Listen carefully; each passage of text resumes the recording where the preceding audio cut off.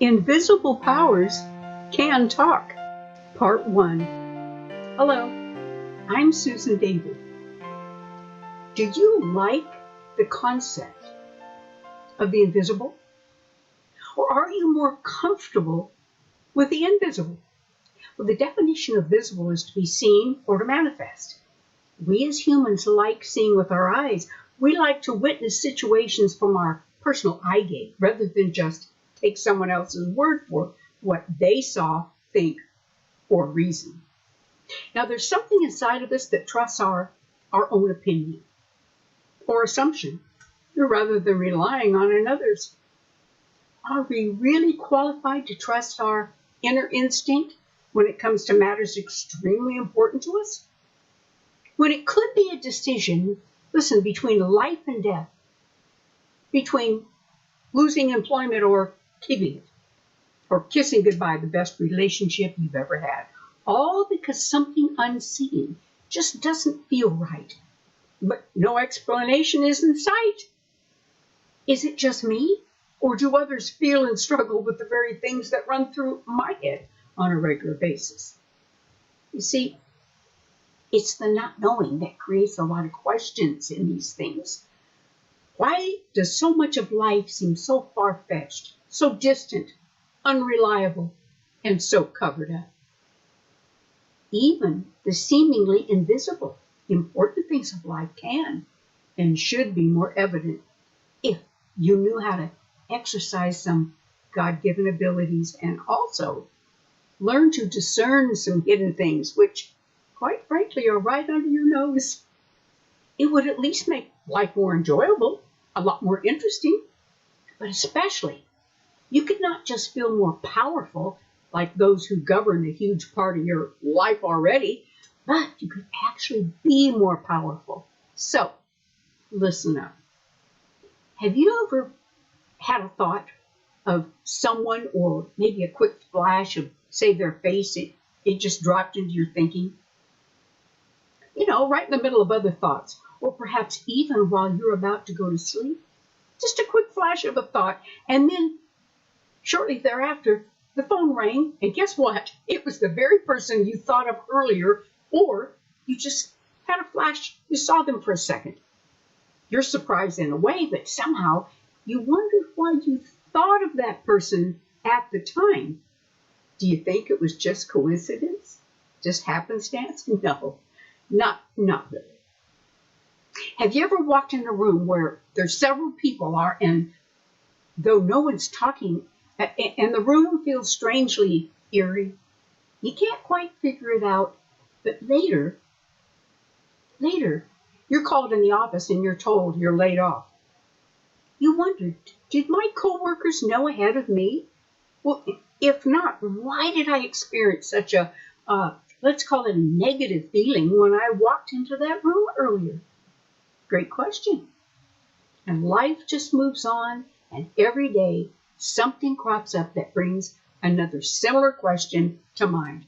How can one know what's invisible? Is someone or is something dropping this knowledge in my mind? And is there a way to know in advance what's going on or what's about to happen? Well, the answer is yes, but no, this is not about being psychic or leaning into New Age or practicing what's called law of attraction. And then ask yourself this. Do you really want to know the invisible and their source? Some do. Look, others want life to just happen. And then, well, later they can figure it all out. They like being in the dark because it doesn't require a lot of them. They're not stupid. They're intelligent, but they do not choose to reason, to separate, to divide what's actually truth from what only appears to be truth. But at the end, there's often a surprise trick. Okay, you've heard of stories where children have gone out on Halloween night in their costumes and with their bag to have a good night of fun. And they come home to eat their candy, and it's laced with poison or razor blades or glass. Now, had some discernment been exercised by the parents of these children, then they wouldn't later have had a trip to the hospital, or worse, the morgue. You see, if you could know ahead of time, say 2 or 3 weeks prior to a layoff, wouldn't that give you a head start to place your resume in other avenues so you could keep your employment check coming in and continue to make regular payments on your home and bills? I mean, who desires a surprise all the time? Well, even good things coming your way can and are told to you weeks, sometimes years in advance. So you'll keep your confidence, joy, and proper perspective on life. But without this one thing in your favor, knowing how to discern, you might miss it. Most do not want such surprises thrust on them, and in the middle of a life that's, what can we say, already filled with complications, busyness, rules, regulations to deal with, not to mention traumatic family matters, which crop up almost daily anymore. Look, I don't think we're praying for some crystal ball that we look into each evening. Most intelligent people are leery of dabbling into the future, unaware of possible consequences unknown. Look, if we're going to tap into anything, it needs to be something going in that we feel assured that it's not going to backfire and bring even more turmoil into our lives. Okay, so what's the answer here? Well, first, let's look at some facts that I believe all hearing this will consider reasonable. Now, there's always been controversy when it comes to life and looking at the spirit realm, the life after death consideration, comparing truth to nonsense. So to help you, I'd like to run a couple of thoughts past your already built-in knower. You say, knower, what's that? Okay, your knower is your spirit man, not your brain, not your soul man. It's your spirit man. We all have one. Whether you agree we're a combination of 3 persons in one is, well, it's not debatable for this little text. So just play along with me and run this concept by your thinker, your brain. You will agree you have one, yes? Now, if we are 3 persons in one, that would be, we have a brain, or let's refer it to, let's say it's our soul man. And then we have a spirit, or so the Bible tells us.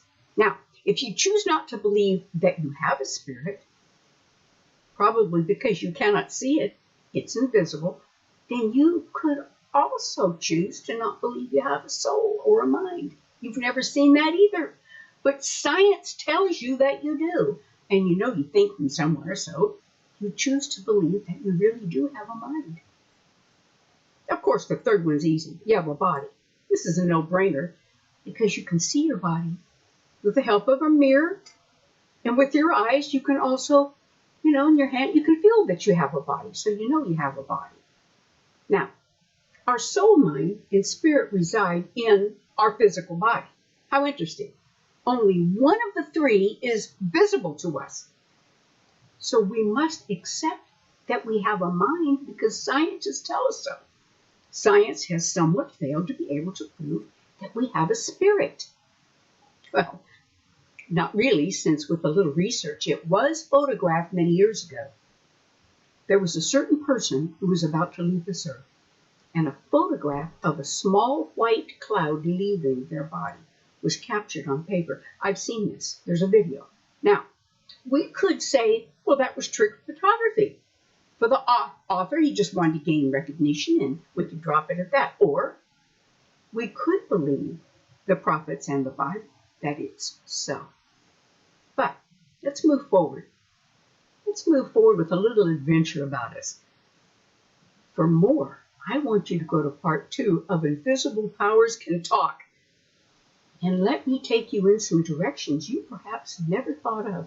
Or perhaps you did, and you only wondered. Meet you on part 2.